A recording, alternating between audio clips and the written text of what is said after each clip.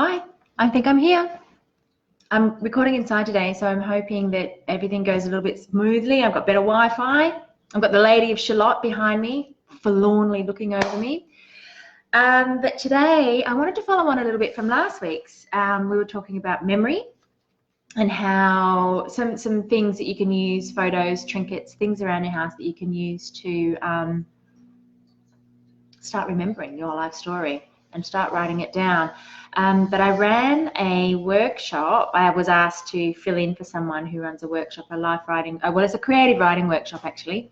And we did some exercises, and I really found that you can use it for any form of writing. So it's just about, but it's specifically for memory and being creative with your memory.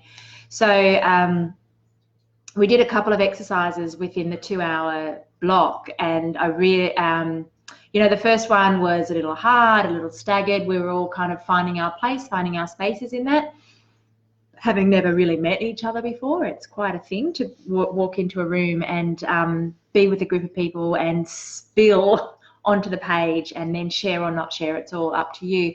But that's kind of the way I love to run my workshops, and that's kind of what I want to do in an online space as well, which is what I'm heading towards, working out how I can get these workshops happening that people can access all over the world from wherever you are.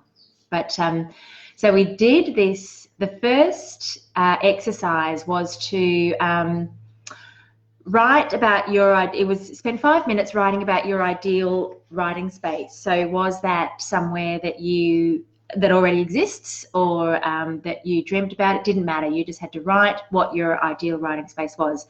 So that took about 5 or 10 minutes. And so we did that, and everyone it's amazing how vastly different people's spaces are. Some people needed to have the TV on in the background. Some people need dead silence. Some people wanted a view of people walking by out the front. Other people needed 4 walls and nothing to look at. So everyone is in completely different as to what they need to get their creative self going.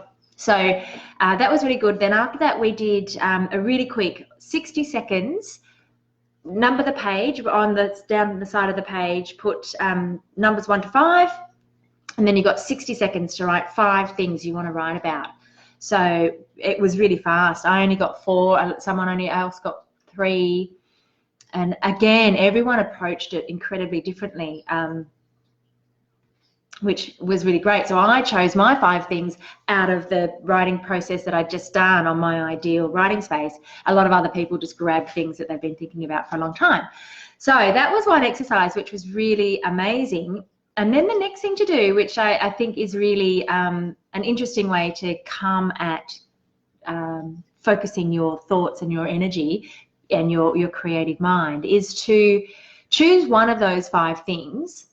And you can do this. It's so easy, but you have to time yourself. Make sure that you stop at 60 seconds. Don't put too much thought into it. That's beside the point. So go choose one of those 5 things, and then you're not going to write about it, but you're going to write what you would write about it. What would you write about this thing? What would you say about this thing? And why did you choose to put this thing on your list? And why is it the one thing that you've chosen to write about? Again, it's 5 or 10 minutes. So not writing the actual topic, but why you chose the topic and what you would say about it if you were to write about it. So in the end, you are actually writing about it, but it kind of tricks your brain into thinking all of a sudden you've written half a page. It's like, oh, that's why I chose this topic. That's why it's so important to me. I'm going to keep going, and hopefully a lot of writers will tell you that some of their best work and some of their books and their longer essays and pieces have come from a seed that was sown in a writing workshop that they did, where they are given themselves time, and they've given themselves a place and a time limit on creating something. And so it's about training yourself. Again, I spoke about that last week, about turning up and just doing it, leaving all judgment and ego out the door. So that was our warm-up. And the next one, which is, I think, something that everyone can access and everyone can do. So First thing is to find yourself a place and a space where you're comfortable to sit and write. Julia Cameron, who I spoke about last week, The Artist's Way, she recommends an artist date, and I am a big fan of the artist date. So you, once a week, once a month, whatever it is and whatever's going to work for you, you take yourself out. You go to the movies, you go and sit on the beach, you go to the zoo, whatever it is that you want to do, but you do it for you, and it doesn't have to have anything to do with your creative purpose. But, you know, going to a gallery or a festival, whatever it is, you know, Adelaide's about to come alive with writers' festivals and Adelaide Festival and the Fringe Festival. And so going to an event, doing something that is going to fill you up on a different way to what writing or reading does. So, or you can take yourself to a restaurant or a cafe and have a glass of wine or a coffee and write. So this is a really great one to do if you're at a cafe. I reckon you can do it anywhere. But what you need to do is pen and paper in front of you. You're writing with a pencil or a pen and a piece of paper as well. I think there's a distinction between what happens in our brain when we're writing on a computer or we're writing on with a handheld tool. So go with the pencil or pen and paper for this one. Now, without thinking too much, so I'm kind of going to give you it now and you're going to take this away and do it. So it might not work because you're not grabbing it in the moment, but if you're here watching this right now and you've got a pen and a piece of paper in front of you, should I give you time to go and get that or not? I don't know. I'll put a warning before you watch this video. So hopefully you've got a pen and paper in front of you. Now what you've got to do is grab something, your handbag, a pocket, a shoebox, something that's on the table, something that is around you. That's why it's really great to not be in your normal space when you do this, or it might work, I don't know. But just, so reach into your pocket, reach into your handbag and grab the first thing. Like, please don't think about it. Grab the first thing, no judgment, whether it's your keys, your name tag, a pen, a lip balm, something that you've never seen before, a receipt, a coin at the bottom, whatever it is, grab it, get it out, that's your thing. Now, this is a bit of a twofold writing thing. So the first thing to do is to write from the point of view of this thing that you've just pulled out of your bag. You've pulled out, when I did it the other night, I pulled out a lip balm.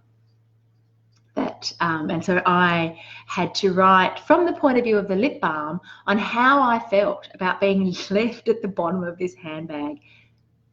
Tell me, or this bit of fluff that was at the inside of the pocket of my back pocket, or whatever, wherever you reached your hand, into the shoebox, into the jar of pencils on your desk. See if you can grab something and write from that point of view. What was it like being left in that pot, being in the bottom of that dark, dusty pocket, hot and sweaty or freezing cold, left on the floor, hanging on the line, in the handbag that's been chucked in the back of the car, thrown here, thrown there, or hung every day neatly in the same place, left, neglected. Tell me what that's like. So that's a bit of a tricky one. That's a kind of like really switching on your creative brain. So give that a go, but time yourself. Only put 5 minutes into it. If you are struggling, cut yourself off at 5 minutes. It's so cool to do that. If you are loving this and you're going on an adventure with your lip balm or your pencil or your coin, if you grab a coin, like that coin has traveled all over the world, so that's pretty cool. Keep going. If you're loving it, just keep writing and see what happens. Maybe aim to fill 3 pages. Keep going until there's nothing left to say about this object that you have pulled at random from somewhere.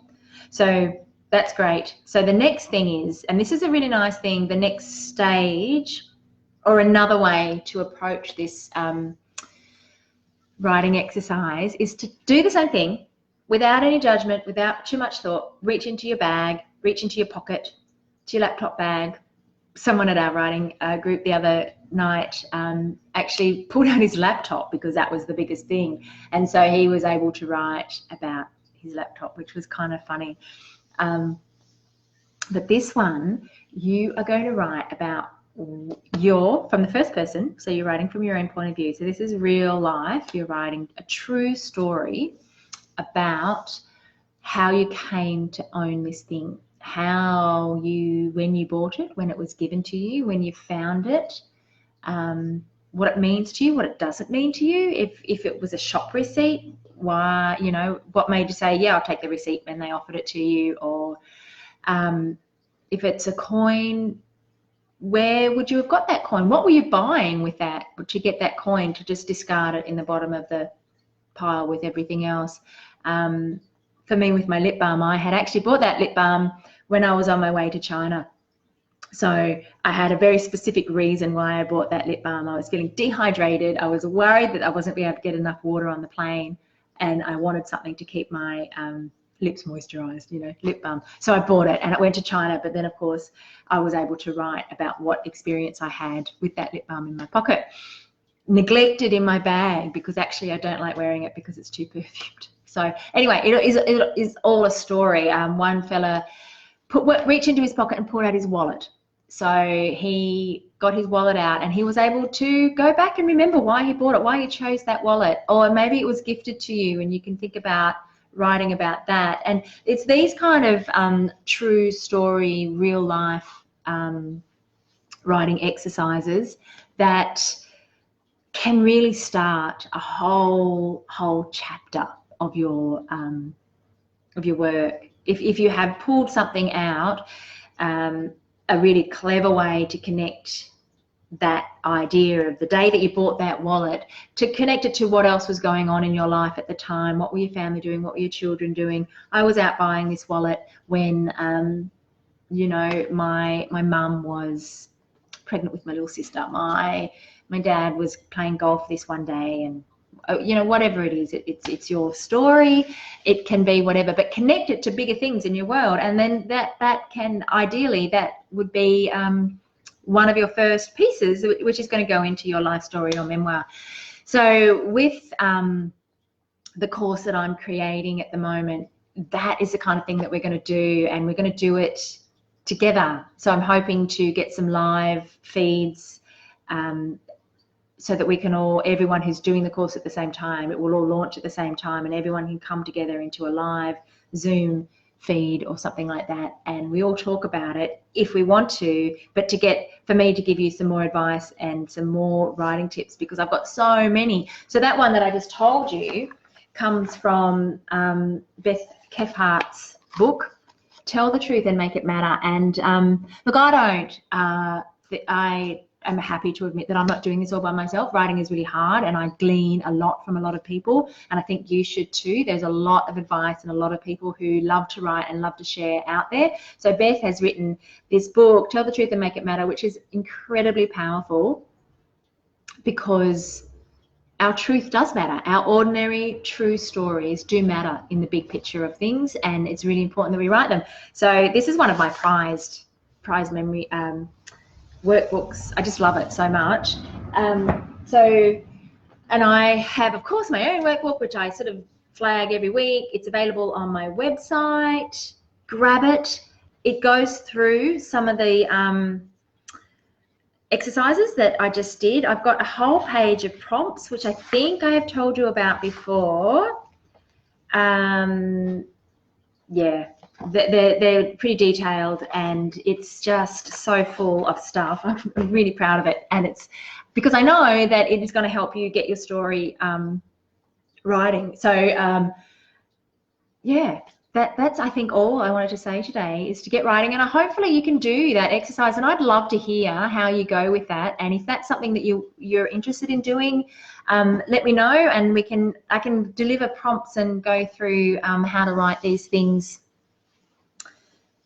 How to start, how to get started, because I think that's the thing, and having confidence in your own voice. So next week I might actually talk about voice, which goes in with truth. So truth and voice, and the importance of telling our story. But anyway, I'd love to get any feedback any of you have on how you went. If you didn't do it, if you did do it, you can reach me on Facebook. You can comment on this post. But that's all. I'm sure I'll hear from you. Well, I'm hoping I will hear from you all really soon, and I'm looking forward to sharing your life story writing journey with you. So have a great weekend. It's a beautiful day here in South Australia. I'm about to get out into the sunshine and do something fun with all of my people. So enjoy. Happy Saturday. See you later. Thank you. Ciao.